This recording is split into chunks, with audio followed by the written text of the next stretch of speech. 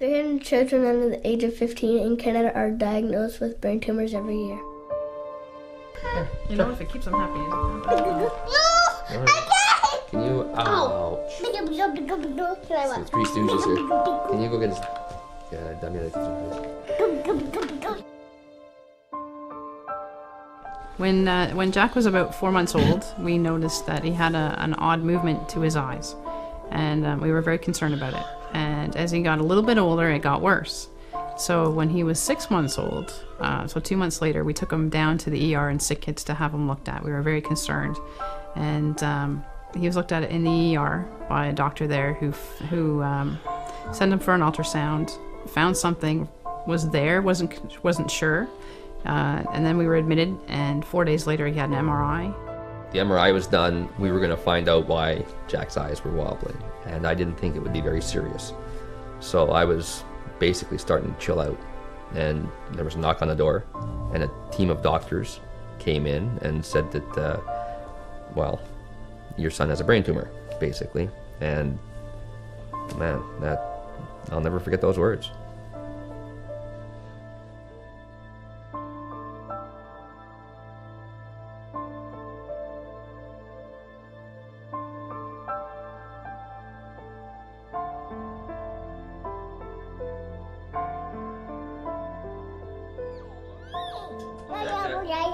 Jack. Hi. Jack likes to sometimes be annoying, and he's cute, and is always happy and runs around. And I always like to read the book, the Big Race cartoon that my great aunt and great uncle gave to him. And he likes to sit with me and read it, and sometimes my cousins read it to him and play with my cars on the table, and I show him which ones are which, and I show him my favorite cars, and I name them all, and I tell him what colors they are, and all that stuff. It was hard on Ryan. He was having trouble with going to school, having trouble with leaving us, having trouble with his attitude. He just didn't know how to handle how he was feeling. Fortunately, he's an amazing boy, and he's come through this really, really well. He's an excellent big brother. When Jack was first diagnosed in November of 2005, his tumor was quite large. It's this white picture here. So 14 months he was on chemotherapy at Sick Kids. At the end of chemotherapy, the tumor had shrunk. December 2007, Jack's MRI showed the tumor to be this size. We don't have a cure right now, but we're hoping with funding from Meagan's Walk and other sources out there that research will be done and we will one day find a cure. Well, Meagan's Walk funding has enabled us to purchase a lot of equipment, many of the pieces of equipment that you would see, for example, in this laboratory environment these past 5 years, the reagents, the supplies, which are very costly and expensive. The funding for Meagan's Walk helps us to purchase salaries for students, postdoctoral fellows, for research associates are all helped through Meagan's Walk. And finally, pilot projects that normally wouldn't be funded by the government agencies because not enough preliminary data are available to fund pilot projects. These projects then lead to new discoveries that can then be funded through the government agencies over time. So Meagan's Walk is pivotal for us to achieve all of our goals through the acquisition of these reagents and supplies and equipment, and also by funding personal or the human effort. Meagan's Walk, our Hug on Mother's Day, is our signature event. There are many other initiatives throughout the calendar year that help us spread the message behind Meagan's Walk. We have our gala event at the Liberty Grand. We have our golf tournament at Hockley Valley.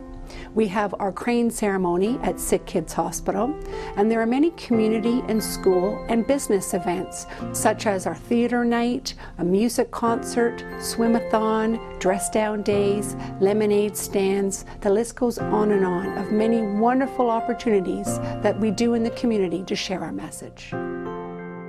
I'd like to thank all of the volunteers who work with me and the wonderful sponsors. It's because of all of you that we're able to direct 100% of our donations to brain tumor research at Sick Kids. I hope there's a day when I can sit down with a family, with a child who's newly diagnosed with a brain tumor, and the surgery is undertaken, the diagnosis of malignant brain tumor is given to the family, and we can sit there together and smile at each other because we can say, okay, now we have the research, we know what this tumor is, we know how to take care of it, and we can fix the problem. My wish is that one day we can have less children die of brain tumors, less children die of cancer, and less families have to suffer. And every day, Meagan's mom prays that Meagan has some idea of the difference she's already made and the thousands of lives she's touched.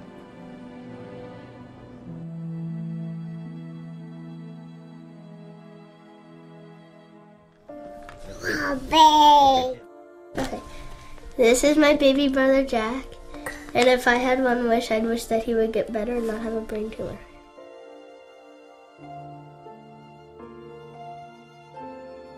Oh, time won't let me go, and every night I know that you could pull me through. You could always pull me through. Even when I'm lying here, drowning in my blues, you take the sting out of the rain and bring the sun back up again. And you can always pull me through. Always stood outside together and we laughed like ancient friends. Then we lay down in a field just where the road begins and ends. Well, I see you in the mirror and I watch you from afar. My friends all think I'm crazy, but I know the way things are. Outside I hear voices underneath the moon, but I'm grateful for whatever breaks the silence of this room. Oh, time won't let me go, and every night I know that you could pull me through.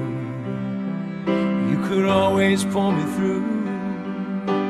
Even when I'm lying here, drowning in my blues, you take the sting out of the rain and bring the sun back up again. And darling, you could always